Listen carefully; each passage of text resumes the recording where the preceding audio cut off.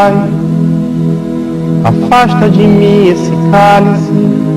Pai, afasta de mim esse cálice. Vamos lá. Olá, pessoal. Sejam muito bem-vindos ao nosso podcast audiovisual. Na verdade, a gente fez essa escolha porque tem duas formas de fazer o podcast. A gente achou legal o audiovisual, porque a gente já fez uma outra ocasião e gostou. Então, eu me chamo Jorge Eduardo e, junto com minhas colegas Daniele Maria e Renata Raíssa, vamos falar sobre um tema muito essencial para compreendermos a formação do Brasil. Esse tema seria, mais ou menos, ligado às revoltas do período colonial e às raízes da independência. Esse trabalho faz parte da disciplina de História Colonial da Universidade Federal Rural de Pernambuco, sob a orientação do professor Paulo Conte e Dr. William Souza, com a tutoria de Jadson Ramos. Nosso público-alvo são estudantes da Escola de Educação Básica, especialmente no ensino médio. E o nosso objetivo é tomar decisão sobre o ensino desse conteúdo para que ele seja acessível, né, e dinâmico, como também educativo. Então, o nosso primeiro bloco seria os contextos históricos. Eu posso falar que, antes de falar das revoltas que houve nesse período, principalmente lá pela região de Minas Gerais, precisamos entender o contexto da colonização portuguesa no Brasil. Desde o início, a relação entre a metrópole e a colônia foi baseada na exploração. O Brasil, desde o início de sua descoberta, ele foi um país totalmente tomado por exploração, seja dos holandeses, seja dos espanhóis, e até a França também esteve por aqui. E que foi chamado de Pacto Colonial. É mais ou menos isso, a frase é essa, Pacto Colonial, que impedia o desenvolvimento autônomo do Brasil. Porque quando você é explorado, você não consegue desenvolver. É como uma pessoa que tem muito talento. Ele tem talento, mas não consegue desenvolver porque ele é explorado por algumas pessoas. É mais ou menos assim o que acontecia no Brasil, lá no início, né, da sua fundação. Eu vou passar agora para a nossa colega Daniela Maria, a mãe de Cristal, uma princesa linda, que ela vai dar continuidade. Daqui a pouco Cristal pode até participar do podcast, né? Vamos ver. Então, Dani, a palavra é sua. Bom, Jorge, obrigada. Como você falou, realmente os colonos eles estavam de fato sujeitos a altos impostos e tinham pouca ou nenhuma participação nas decisões políticas. Muitas vezes eles eram explorados pelas instituições criadas por Portugal, certo? Como a questão das companhias de comércio, a questão dessa insatisfação também, ela gerou diversas revoltas ao longo do período colonial. E a gente vai falar agora no nosso bloco 2 referente a essa questão dessas revoltas, tá?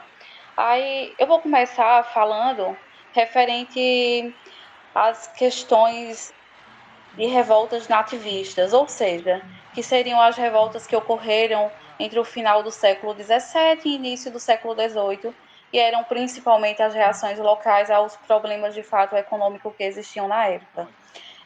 A primeira que vamos destacar é a revolta de Beckman, que ela aconteceu em 1684 no Maranhão, onde de fato os colonos eles estavam realmente muito insatisfeitos por conta da atuação da Companhia de Comércio do Maranhão, que ela prometia fornecer escravizados e comprar produtos locais, porém ela não cumpria os acordos, e essa revolta ela foi sufocada e seus líderes executados, certo? mas deixou claro, de fato, o descontentamento com o monopólio da metrópole. Agora eu vou passar a palavra para a Raíssa e ela vai falar um pouquinho referente a outra reforma que a gente vai tratar aqui no nosso podcast. Olá, tudo bem? Eu me chamo Renata e a gente vai falar um pouquinho das revoltas nativistas.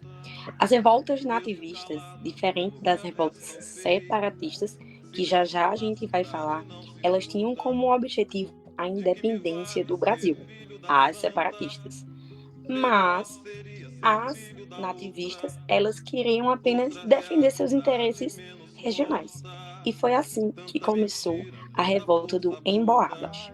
Os Emboabas, os participantes foram dois, foram os paulistas e os Emboabas. Os Emboabas eram termos pejorativos que os paulistas davam para os forasteiros, ou seja, as pessoas da coroa portuguesa.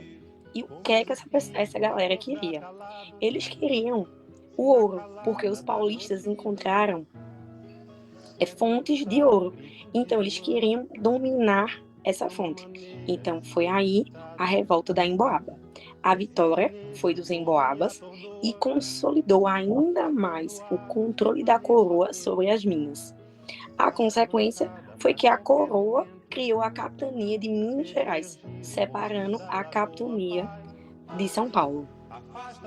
Agora a Dani vai falar sobre mais uma revolta nativista super importante.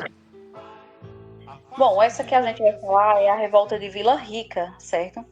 Como a Renata falou também, a questão do ouro, ela está muito atrelada a isso. Essa revolta, ela aconteceu em 1720, também em Minas Gerais, e foi liderada por Felipe dos Santos contra a instalação das casas de fundição.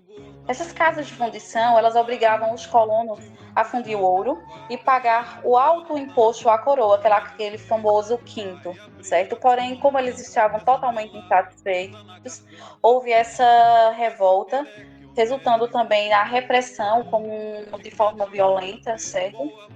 Que mostrou, de fato, que eles estavam cansados desses abusos, desse sistema, ou seja, dessa exploração mesmo.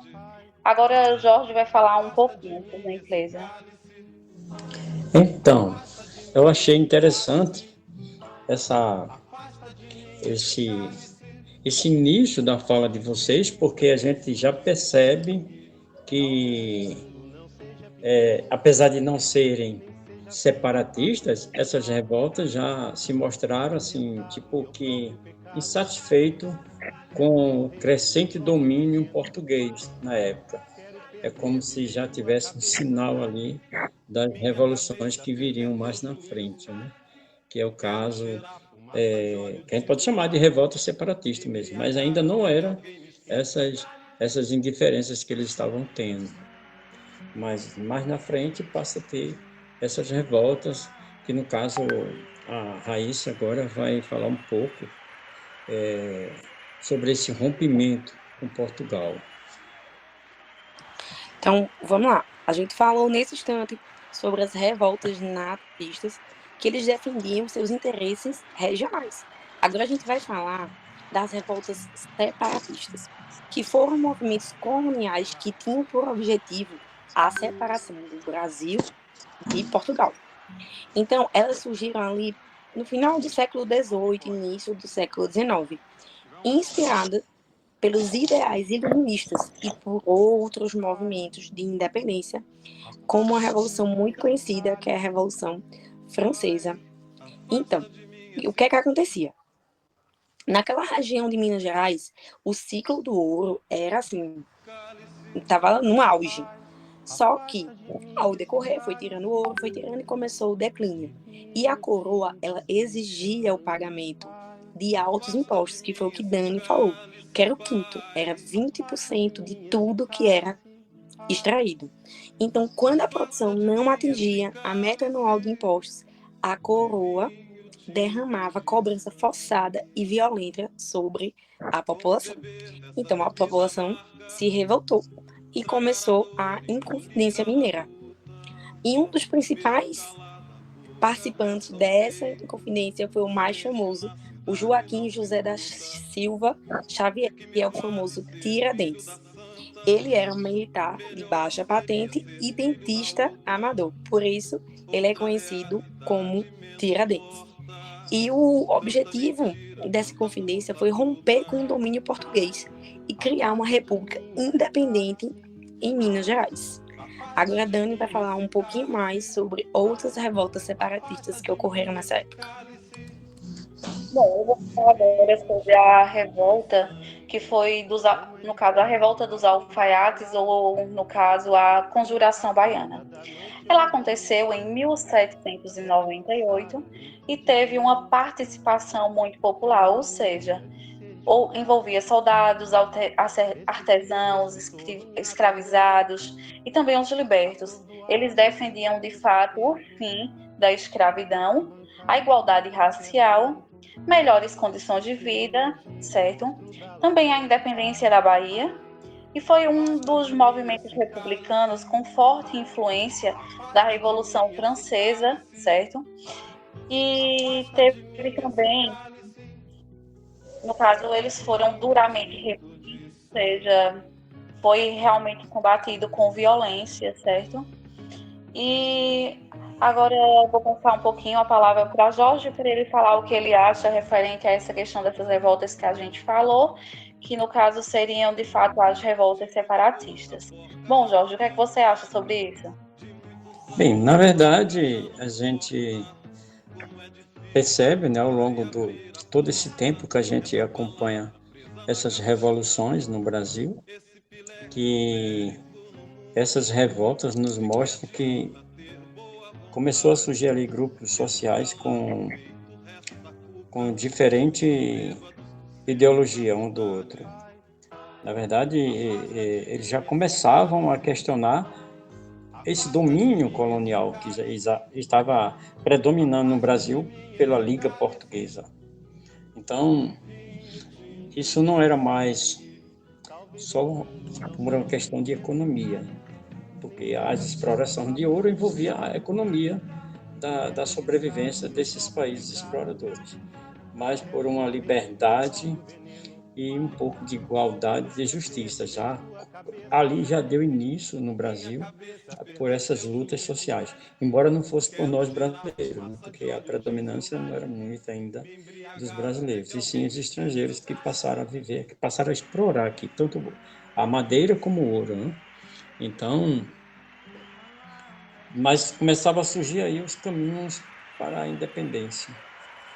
Eu vou convidar a Raíssa para ela dar continuidade a esse tema, que é um tema muito legal, e começa aí a ter já uma luz no fim do túnel sobre a questão separatista.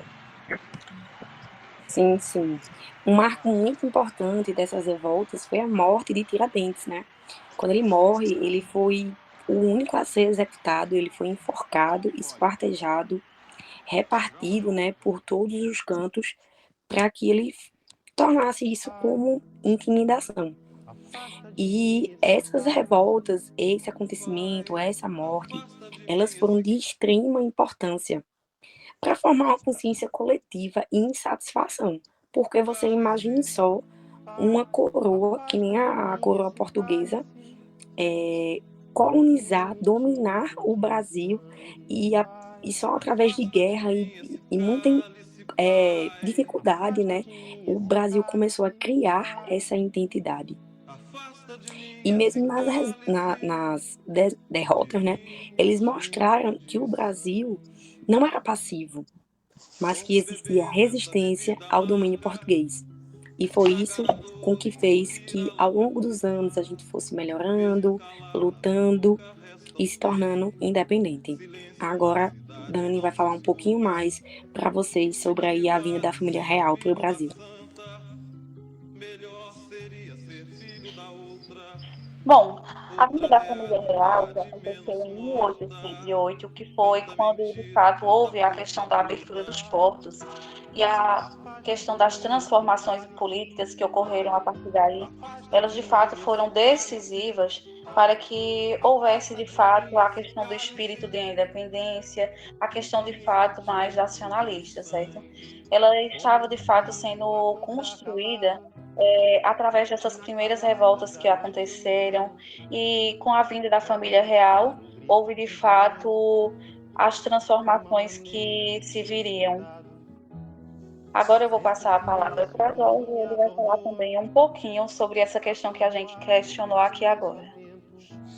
Então, na verdade, Dani, a independência de 1822, ela foi tipo assim como se fosse um resultado a longo processo de amadurecimento, né? Porque amadurecimento político, no caso, porque a questão da sociedade que já existia, que cobrava, né? Começou a participar dessas revoltas, né? Que são as revoltas coloniais, que passaram a ser como se fosse uma semente, né? Dessa ruptura, porque dessa semente depois brotou a independência do Brasil, né? Então, é mais ou menos por aí que a gente começa, a partir de 1822, a viver um país revolucionário. Nós sempre fomos um país revolucionário. Até hoje nós lutamos por mudanças, seja na nossa vida pessoal, seja na política do nosso país ou nosso estado, enfim. Começou ali, em 1822. Mais ou menos, isso é uma opinião minha, né? A partir dali a gente começou, sempre a gente se lembra daquele grito, né, que o Dom Pedro deu lá no Rio de Janeiro. Então é como se aquilo ali fosse um incentivo, né? Fosse a semente que eu falei agora há pouco, que brotou entre nós, e o Brasil começou a ter as revoluções nos estados, depois em Pernambuco, na Bahia, enfim. Então a gente agora vai... já estamos chegando ao fim do nosso podcast audiovisual. A gente espera que vocês, ouvintes, tenham compreendido como as revoltas coloniais foram importantes para o processo de construção da nossa independência, porque não resolveu logo, mas foi tendo, uma após a outra, foi tendo revoluções. Então, a Daniela vai falar um pouquinho mais nesse encerramento. Ela vai falar sobre essa luta pela liberdade, né? E em sequência vem a Raíssa, que vai falar um pouquinho mais nesse encerramento. Tá certo? Dani, continua. Bom, Jorge, as lutas que aconteceram, certo? Elas mostram que, de fato, serviram para que o Brasil ele se levantasse contra as injustiças que estavam acontecendo nesse período colonial, que os brasileiros, de fato, eles poderiam se unir, certo? Injustiças e realmente essa corrupção que de fato se vivia na época, ela fosse extinguida, certo? Aí, vou passar agora a palavra para vocês. Espero que vocês tenham gostado, compreendido o que a gente quis passar. E, Renata, fala um pouquinho para a gente, por gentileza. E para refletir sobre esses movimentos, que não foram apenas movimentos ou conflitos locais, mas também expressões iniciais de um desejo de autonomia, de ruptura, de estruturas sociais, né?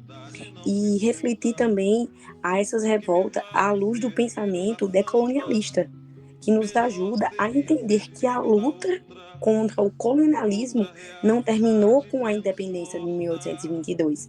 Ela continua nas formas de resistência cultural, política, social e persistem até hoje. A liberdade não foi um presente, foi conquista, suor e sangue de muitos que ousaram sonhar com um Brasil livre. Então a gente busca um Brasil livre. Então, muito obrigada pela atenção e até o próximo episódio.